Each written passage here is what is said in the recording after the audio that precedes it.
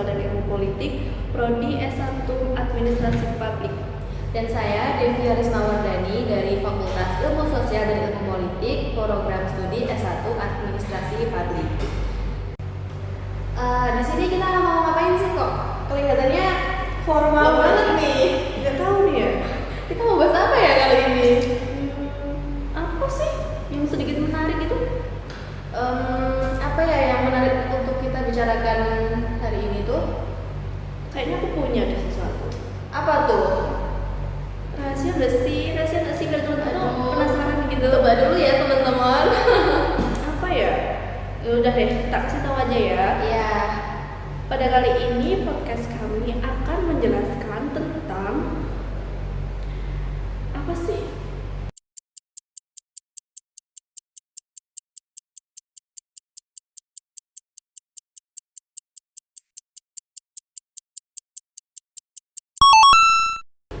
Kamu penasaran nggak?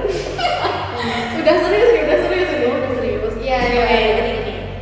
Untuk podcast kali ini, Ya. kita akan membahas tentang pemahaman pola pikir positivisme dan rasionalisme dalam ontologi administrasi.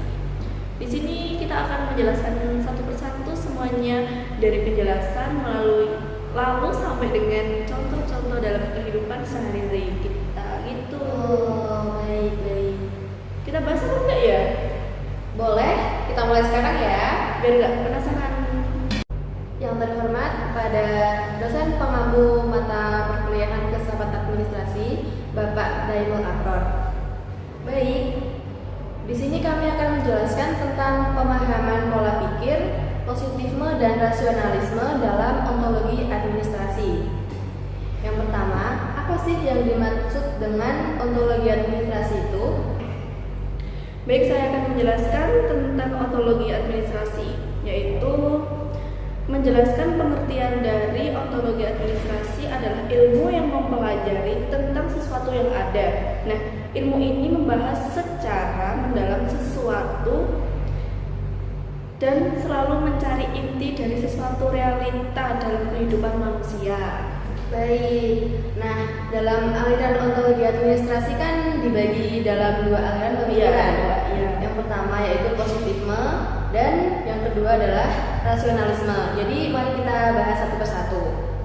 Coba jelaskan apa yang dimaksud dengan positivisme dalam ontologi administrasi. Oh iya.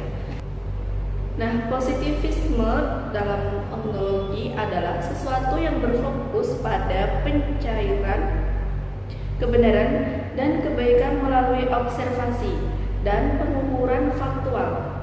Hal ini menjelaskan bahwa realitas dalam administrasi dapat dipahami melalui hukum-hukum alam dan fenomena empiris yang dapat diamati. Oke, adakah contoh penerapannya dalam kehidupan sehari-hari? Ada dong, ada. Seperti apa?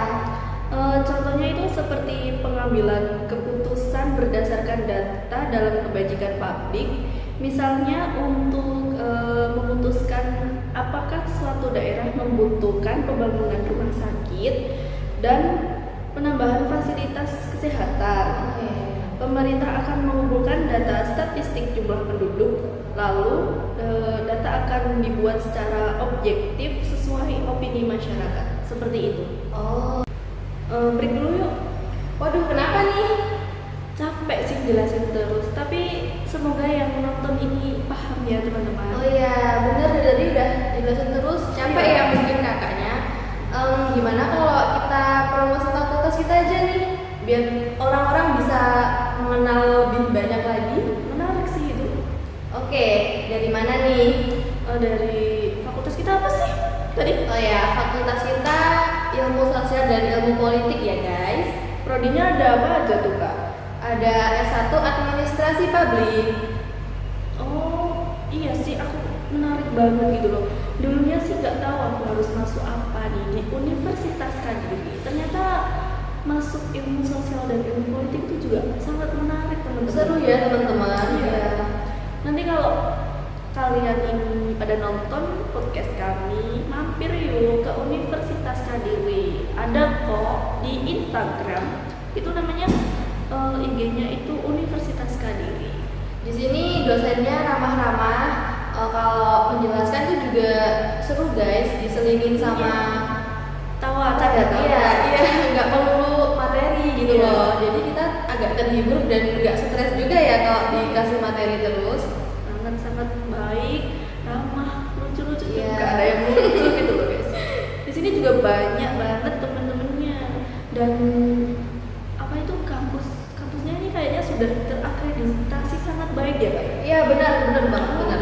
Jadi udah mau ke Tunggu ya bentar lagi, kita tunggu aja nih kapan ya. keren banget sih. Udah gitu aja ya kak kayaknya. Udah, kita lanjut ke pembahasan lagi. Oke, siap. Boleh.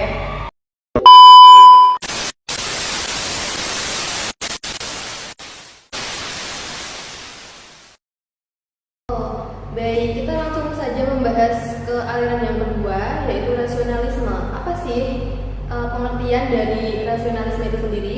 Oke, saya akan menjelaskan. Iya. Rasionalisme dalam filsafat administrasi adalah pendekatan yang menekankan penggunaan akal atau rasio dan pemikiran logis dalam memahami, menjelaskan, dan merumuskan keputusan serta kebajikan dalam administrasi. Dalam analogi filsafat administrasi, rasionalisme berpendapat bahwa proses administrasi harus didasarkan pada pemikiran yang teratur, sistematis dan logis, bukan pada intuisi, perasaan atau pengalaman empiris semata. Adakah contoh penerapannya juga dalam kehidupan sehari-hari? Ada dong, contohnya yaitu seperti perencanaan anggaran keluarga, yaitu dalam mengatur keuangan keluarga secara seseorang menerapkan rasionalisme dengan membuat anggaran bulanan. Orang tersebut menggunakan akal dan logika untuk menghitung pemasukan dan mengeluarkan, memprioritaskan kebutuhan dasar seperti makanan, tagihan, listrik kayak gitu, dan membuat rencana pengeluaran berdasarkan rasionalisasi apa yang paling penting dan seimbang. Keputusan-keputusan dibuat dengan pemikiran logis untuk memastikan keuangan keluarga tetap stabil. Seperti itu teman-teman. Oke, lalu apa perbedaan dari positivisme dan rasionalisme? Tadi kan kita sudah menjelaskannya Iya, ya. benar. Apa ada perbedaannya? Pasti ada dong, ada.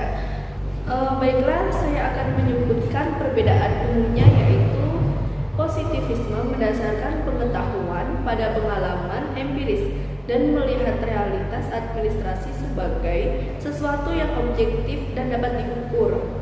Sementara rasionalisme mendasarkannya pada pemikiran logis dan deduksi dan memandangnya sebagai sesuatu yang lebih dan ditafsirkan melalui akal manusia.